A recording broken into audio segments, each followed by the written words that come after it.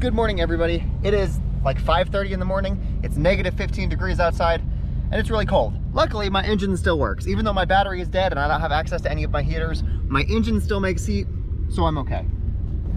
I've had my engine running for the past like half hour while I just wait for my car to warm up. We have 4 hours of driving left and we have a quarter of a tank of gas. The sun probably won't be up for another hour, so you guys won't be able to actually see the roads that we're riding on.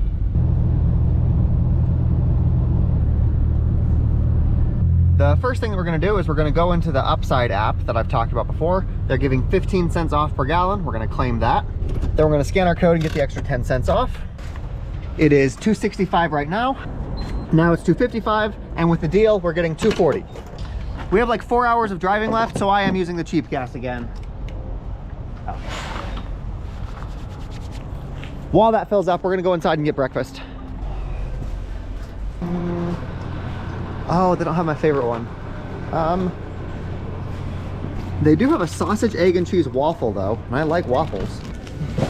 This was $4.59. I'll just throw this in the car for a second, keep it warm. Perfect. Okay, let's go try this waffle thingy. Okay, so this is a waffle bun, and it's got sausage and egg inside of it.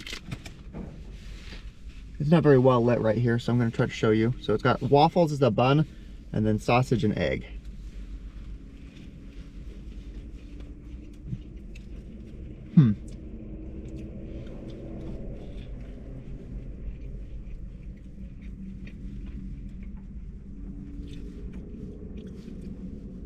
It's pretty good, actually.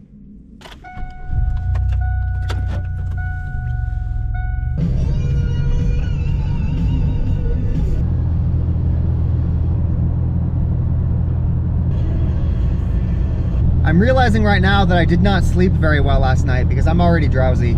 I've been on the road for like an hour and I'm already having to struggle to keep my eyes open. I am gonna pull off and take a nap. I probably could keep driving, but I'm not in any rush, so there's not any reason why I should risk it.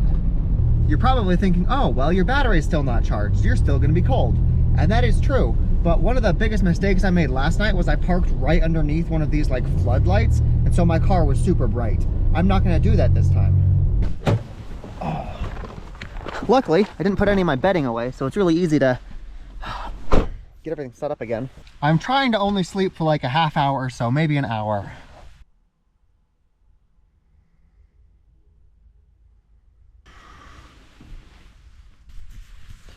We're still basically the only people here.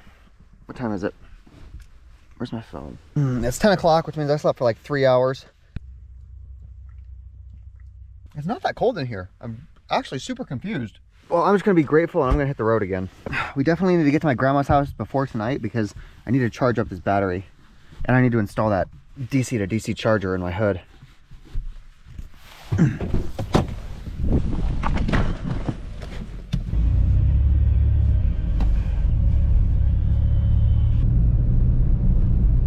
We have 3 hours of driving to do.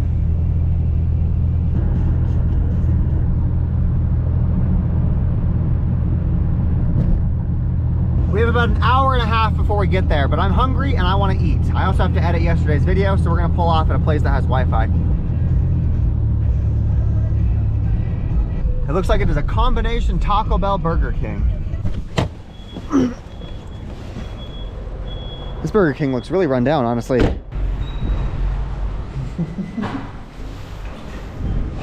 I was able to find a table with an outlet, so that works. Hey, can I get a large Whopper meal with no pickles? We just spent $15 on Burger King. Fast food is getting ridiculous. They don't have any free Wi-Fi here. We paid $15 and we don't even get Wi-Fi. I'm just gonna use my cell data to upload it. It's not that big of a deal. I like Burger King for lunch more than I like McDonald's, but McDonald's has the best breakfast. One of the cool things about Burger King is if you go on the back of your receipt and you fill out their brief survey, you'll get a free Whopper. So we're gonna keep that, we're gonna do that later. But I found out that I don't actually have cell data, so I can't even upload the video here. I spent $15 to edit a video that I can't even publish. I need to start checking Wi-Fi before I order food. That means this video is gonna be uploaded later than the last one. But this is a good lesson for anybody that's new to the channel. There is no upload schedule, there is no time that I upload a video. It's just whenever I happen to be able to upload it. I'm gonna use the restrooms while we're here though. I know that my grandma has Wi-Fi, so I'll just upload the video when I get to her place. Yeah, I'm pretty sure it's above freezing right now. I see liquid water on the ground. That actually means it's a great day to work on my car. I'm fucking pissed. They did have Wi-Fi. They just wanted to charge $4.99 to be able to use it for an hour. Fucking truck stops. Like, truck stops are cool because they've usually got really cheap gas, and that's how they get you to come to them, but they will definitely recoup their money with all of the other things that you need, like Wi-Fi. Yeah, there is no cell signal out here. I had no shot of being able to upload the video. It's funny, as we're driving, there's a bunch of billboards on the side of the road saying that it's your last stop for liquor, last chance to basically get booze. And the reason for that is we are about to get into Utah. Utah is famous for its concentration of Mormons, and they have very strict alcohol restrictions. So yeah, I guess this is my last chance to get liquor. Fun little tidbit. I believe it is illegal to watch porn in Utah if you are under the age of 18. Like YouPorn and Pornhub, they've changed their restrictions where you need to upload a picture of your ID showing that you are 18 years old before they will serve you any content in the state of Utah. It's absolutely ridiculous. Welcome to Utah, everybody.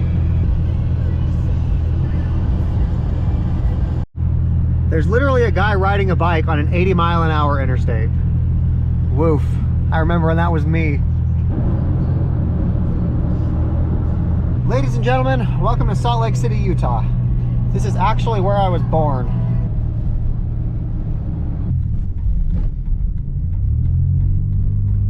Okay, we only have a couple hours of daylight left, so we have to do our work quickly. Given that we've just been driving, the engine oil is hot, so we don't want to touch it right now, but we can get everything ready for when we are changing the oil. I wonder if I can reach down there without needing to jack it up. I really hope so. While we wait for the oil to cool down, we need to charge this battery. Luckily, I don't actually need to take the battery out because I'm pretty sure my grandma has extension cables. Yes, perfect. Here we go. This is what we need. Plug it in the outlet, and then we'll take this to the back of the car. The problem with this battery, this is a 20 amp charger. This is a big, beefy charger. It is still gonna take like 15 hours to charge this all the way. This battery won't be done charging until after midnight. While this is charging, I wanna show you a package that I had delivered yesterday. Okay, I actually got a few packages delivered, but this is the one I wanna talk to you guys about. Oh, it's super heavy. Okay, come on. Okay. Before I actually open this, I wanna let you guys know that this company did not sponsor me. They just saw that I was working with this battery and they're like, hey, we want to send you this. Tell us what you think. I didn't sign a contract. I didn't promise to say anything good about it. I can literally say whatever I want. They just gave this to me to try. I have to come in here to get my knife. Okay, here we go. This is a massive battery pack. Oh, come on. Okay. They do not skimp on packaging. Okay, I believe this has a handle. There we go. Let's get this out of the plastic wrap. Here we go. This is functionally the same thing as the battery I have in my trunk right now. These two batteries are functionally the same thing, except this has everything you need wrapped up in one package. This has all of the wiring and fuse boxes and all of the stuff that you would wire yourself. So if you are trying to live in your car, if you're trying to do what I do, you are probably asking what the difference between this is. What is the benefits of having a prepackaged solution versus wiring everything yourself? Right off the bat, if you are living in your car, you are probably price sensitive. So let's talk about the price first. This is $1,200. And listening to that, that probably makes you recoil because this is expensive. The thing is, doing it yourself isn't that much cheaper. This was $750, but you have to do all of this extra stuff. You have to buy chargers, you have to buy inverters. Look at this. This has the inverter and the outlets built into it. And this is 2,500 watts. That means this can power a microwave, a refrigerator, an air conditioner. You could power an air fryer with this thing. If you wanted to do the same thing with this battery, you would need to buy your own inverter, hook that in, and that adds like $300. You can see on Amazon, just a 250 watt inverter. Then on top of that, this, you can plug this right into a wall, whereas this one, you need to actually buy your own charger. This one, you can plug a solar panel right into it. Here, you need to buy your own solar charger. You can plug this directly into your car. I've actually done the math on this and it doesn't make sense. Because if I go on Amazon and I try to build their product myself using my own battery, my own inverter, all of my own parts, and I try to wire it together, it ends up being more expensive than their battery. I don't know how they're making a profit on this because what they're offering is insanely good for the price. These are roughly the same size in terms of capacity. This is about 20% bigger. But this thing can charge 10 times faster. I told you that if we want to charge this battery like this, it'll take about 15 hours. If you plug this into a wall, it will charge in 90 minutes. 90 minutes to get this thing from 0 to full. That is absolutely insane. Actually, rather than just trusting what they say, let's actually go test that. Let me show you how insanely fast this thing can charge. Oh, and it has handles built in, so it's much easier to carry around. Like, I just noticed that, but it's much easier to get this thing in and out. Everything is built into the unit, so you just open up the cover right here, and then you take the cable, you pop it in this side, and you plug it into the wall. And then we will plug it into the wall. 400 watts, 460 watts, 500 watts. So this is currently charging twice as fast as that battery is, and this is still ramping up. 800 watts, and this is Bluetooth and Wi-Fi enabled, just like that is, so you can monitor this with your phone. But I just want you to think about this. I want you to think about bringing this into a McDonald's or a hotel room or whatever. Look at how much more covert this would be. It's just got one cable, it's plugged into the wall. It probably looks like a suitcase. Whereas if you wanted to charge that battery in the McDonald's, you've got the clamps going onto it, you've got multiple wires hanging around. That looks like you're trying to start a fire, and you would still need to sit there for 15 hours. This looks super covert, and you're done in 90 minutes. It is currently pulling 1200 watts. That means it is 6 times faster than that right now. I'm legitimately considering just sending all of this stuff back on Amazon and using the product that they sent me. It is so good, so good. It comes with a bunch of cables like this, for example, so you can charge it from your car. You don't need to deal with any fancy stuff that I have to deal with for my car. You just pop this into your cigarette port and this will take care of charging it. I have a link to this battery in the description of this video. Like I said, this isn't sponsored. They just saw all of the bullshit that I was dealing with my homemade battery and they're like, hey, dude, this would really help you. So this company is fantastic. This is actually the same company that gave me the battery last year, the orange and black one. Oops, they are fantastic. Okay. While those guys charge, we're going to come over here and we're going to start installing the DC to DC charger under my hood. What we need to do is we need to attach a red wire from this and we need to run it all the way to the trunk because this is the battery, this is where the alternator is connected to. And we also need to open up our fuse box and we need to tap into a fuse that is only on when the ignition's on, so that the DC to DC charger is only charging when the car is on. This is why I've been putting it off, because there's a lot of wiring and like figuring stuff out that we've got to do. Okay, so the first thing we're going to do is we're going to start attaching some wire and some fuses. We're going to take a length of 8-gauge wire and we're going to cut it right about here. Strip the head off the wire so that we can connect to the bare metal. Then we're going to crimp a connector onto the end of this so we've got a tight connection to the alternator. Again, this is all stuff you don't need to do with that battery pack right there. You can just plug this into your cigarette port. Once we've got the eyelet on it, we're just going to crimp that down and then connect it right there.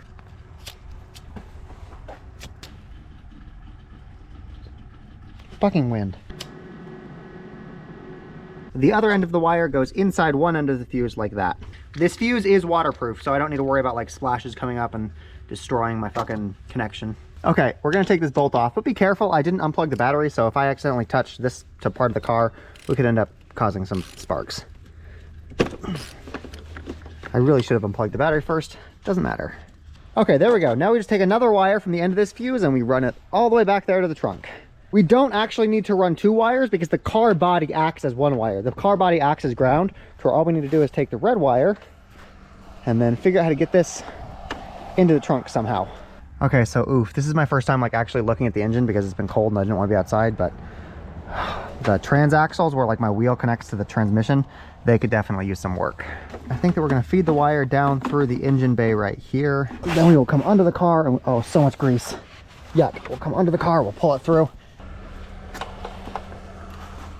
Yeah, my wire might just be long enough. Again, are there any bets on if I'm gonna light the car on fire? Okay, so my trunk has a certain opening in the bottom of it where the spare tire goes, and we're gonna feed the wire through that. I've never actually opened this before. I'm not sure if I even have a spare tire. It's probably a good thing to know. Hey, look at that. It looks like I probably do have a spare tire. Yeah, cool. I'm probably gonna throw that away. It's just adding extra weight. I've got tools to be able to repair one of my real tires.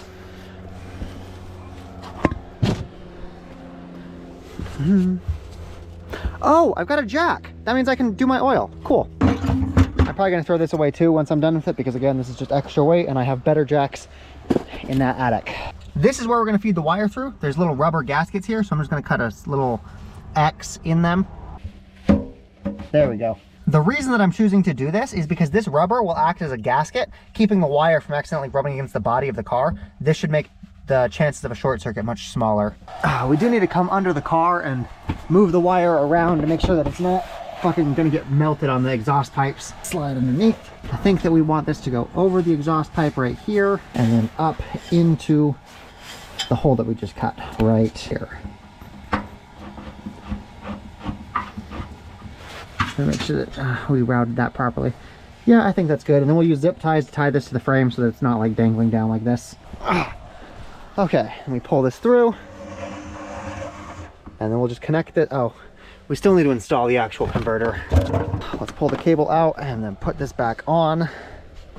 Wait, how does this go? Yeah, this goes like this. And the cable will just be like covertly routed through right there like that. I think we can actually route the cable underneath this carpet and have it just come through the wall right there, right to the red. So I just realized that I don't actually have the tools that I need to finish this job. What we're supposed to do is we're supposed to come through these fuses right here and figure out which ones will be on when the car turns on. The problem is that the tool that you're supposed to use to splice off of that, I don't have. I think it's called a fuse tap or something. Basically, it lets you tap into the actual fuse itself. I think I need to go to AutoZone and get one of those. We will deal with that tomorrow. I can still finish wiring this up. We just pull the carpet material back, and then, yes, we have a bolt right there that we can use as ground. It's a little rusty, but whatever. Let me look at the cable options we've got here. Come out. Okay. They just give us some connectors, I guess. Yeah, if you guys are thinking about doing this, just get the prepackaged solution. It's better. Okay. Probably there. I know that this wire right here is red, but we are going to use it as ground because I don't have any 8-gauge black wire. Oh, who am I kidding? This is kind of fun.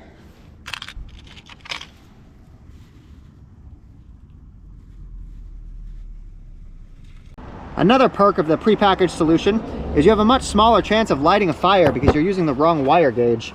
Like if you accidentally use a wire that's too thin for the current you're using, you could end up melting your wires and causing a fire. So yeah, seriously, if you don't have a lot of experience with electrical work, I cannot think of a good reason to do this, honestly. There is very few good reasons to do this yourself, given the price point of that battery. Do you guys see why I've been putting this off for so long? Fucking wind. I think we pop that in the connector right here, like that.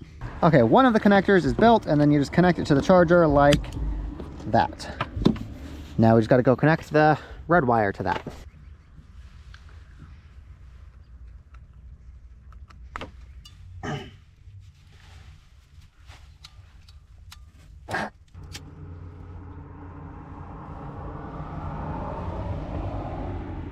You know, if I get another car, I'm going to show you guys how to set that other battery up, so you don't need to do any of this. And then we plug this into the other end of the connector.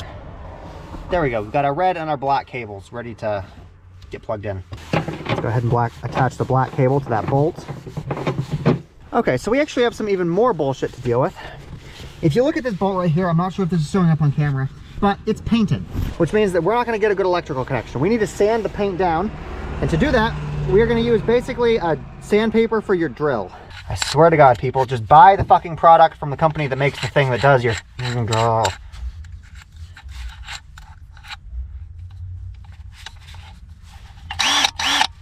Yeah, and so now we just put this up against the thing and sand it down. Okay. It is going to be dark before we are done working. I can just feel it. We'll take that out. We can just let it dangle right there. Let's take the whacker to it again.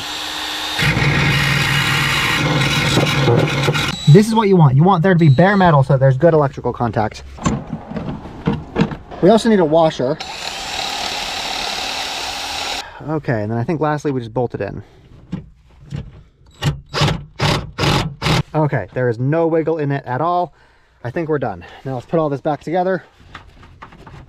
Okay, it's not perfect, but it looks very stock. Like I'll just be able to plug this in. Does not look intrusive at all. Now that we've got the wire run, I think that we're gonna pause work for tonight because the sun is going down and there's just a mess. I should change the oil though while it's still warm. The ground is wet, which I hate, but I'm gonna live with. I'm not sure if I can reach my oil pan from here, but I will try. Does this fit? That's the first good question. Barely fits, cool. Okay, I think I can reach the bolt from here. I'm gonna take my jacket off because I'm confident oil is gonna get everywhere and I like this jacket. Okay, I was able to loosen the bolt. Let's see if I can do the rest with my fingers. I'm not gonna lie, changing your oil is much easier when your car is jacked up. This is an experience, I tell you what. having to do the whole thing by feeling it because I can't see shit. My grandma was adamant I could change my oil as long as I don't spill any on her driveway. Let's see how well that works. My fucking shirt's soaking now, god damn it. Fucking cold. I hope this oil isn't too hot. It is right on the path of my fingers. Okay, I got it. Oil is dripping out. I'm gonna try not to get this on the driveway. It is always good to have shop towels on hand. They're the little blue towel thingy. Ah, don't fall. Please don't fall into my engine. Okay, so this is the part that I'm actually worried about. Getting the oil out of the pan isn't that messy. Getting the fuel filter off is going to be a challenge. Or not fuel filter, oil filter. Everything is dripping. Okay, I think that the oil pan is done. Let's move this over. Let's take a look at the oil. I don't see any metal specks in there. It does seem a little frothy, which is a little concerning, but not too bad. I'm gonna fish out the drain pan bolt. I accidentally dropped it in here. Yeah, very oily. I am so very glad it is warmer today. This would have sucked if it was freezing outside. Yeah, it is definitely above freezing because all of the fucking snow on my car is melted. Next time I go to do this, I will definitely have jacks and a jack stand. I definitely spilled some oil. Changing the oil filter is just as easy as grabbing it with the pliers and then twisting it off just like any other bolt. I just know from previous experience that the way that this is designed, the oil hits a beam and then it like spreads everywhere, so we're probably gonna spill more oil. Once you've got it loose with the wrench, you should be able to take it off just by hand. Yeah, oil's coming out already. Fuck. Please don't spill anywhere. Now we take the new oil filter and we fill it up with oil. Some people forget to do this, but you don't want your oil filter to be bone dry when you first start your car. I typically would not need a funnel for this, but I'm doing this with one hand. So, wait for the bubbles to stop and then keep pouring. You also want to get the edge, there's like a rubber gasket right here. You want to take some oil and you want to rub it on this just to make sure that that stays completely sealed. Doing this whole thing myself cost like $18. $14 for the oil and $4 for the filter. Now let's just see if I can get this on there. Technically, you should not even need the wrench to screw this back on. It should just be finger tight. Okay, the last step of the process is to just fill up the engine with new oil. Grab the funnel, grab the oil, pop the cap off. One thing to keep in mind when you're doing this is if you accidentally spill oil on the outside of your engine, when your engine gets hot, it will burn that off and it will smell very smoky. So if you'd recently changed your oil, you start your car and you smell smoke, it's probably just oil burning off the outside of your engine. My engine takes almost a full bottle of this, but not quite. It takes 4.5 liters or 4.5 quarts rather than the full 5. So I need to leave a little bit left in this. You can see on the side there's a transparent part that shows you how much is left. I want to leave about a half quart, so a little bit more. I feel bad because I'm absolutely certain I did in fact spill oil on her driveway. Now what you do is you take the old oil that's in your container and you dump that into this guy. They should completely even out. This is probably something I can't do with one hand.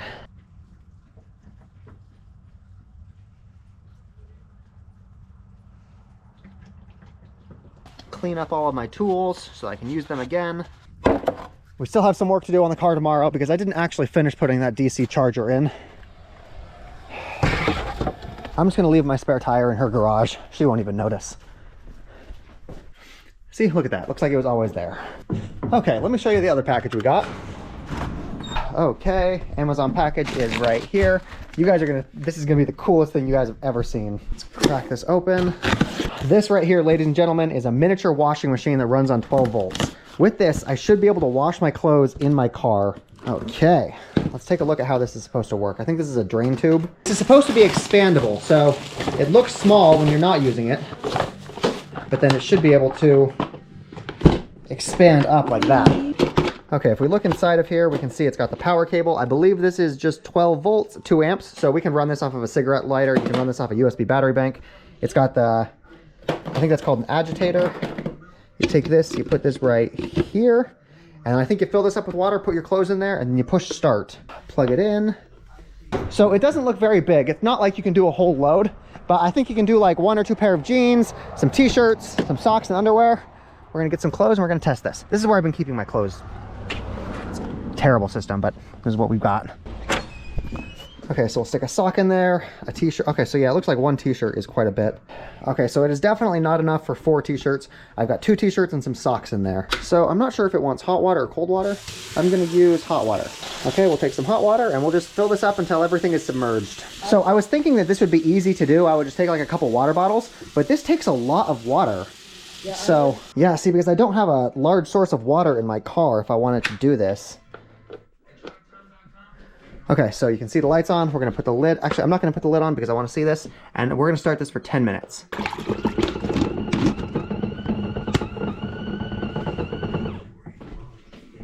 Whoa, whoa, it's spilling. I do want to point out, my grandma actually does have a real washing and drying machine. I'm gonna use them later tonight. This is just to test this for the future. This cost $40, so that means that if this is able to save me, I think like 4 or 5 trips to the laundromat, then this is worth it. But the fact that this doesn't support it, like you can put 3 socks in here. Okay, and then when it's done, it's got a little drain spout on the back, so you can pop this little, there's like cord in here. So here's the thing, is that it stops itself with this stopper, but you can't put the cord on here if it's stopped up, so I'm not even sure how useful this is. I'm not gonna lie, I had very high hopes for this little washing machine, but I'm quite disappointed. I'm not even sure if this is able to get them clean enough. The water does look fairly dirty, so maybe this actually did do a good job. That's actually surprising. The water is definitely not clean. One of the things I noticed when we were running this is that the motor spins so fast that this ends up getting loose and then this just runs around. There's not a really good way to keep this stuck onto the spinner. Okay, we're gonna try this again. I'm gonna put 2 shirts in here. This time, I'm not gonna fill the water up so high.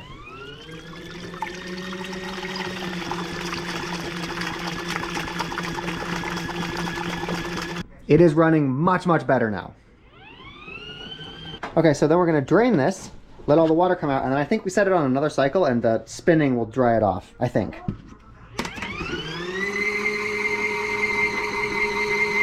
I'm not sure how well that works, but it's definitely going fast. I genuinely don't know how I feel about this. It's definitely cheap. So the reason that I got this model in particular is because it's supposed to be able to collapse down really small. So you take this, and this collapses down. You take this collapses down. This should be able to fit in my car much easier than one of the traditional ones you get on like Amazon. So one thing I am worried about is if this is full of water and it's got like water in it and it's below freezing outside, will this get damaged? It also takes a lot more water than I thought it would. I don't know, you guys leave comments or suggestions in the comments of what you think I should do with this. If you think I should send it back or if you think I should actually try to use it. Okay, good night everybody. I will catch you guys tomorrow. We have a bunch more work to do. Peace.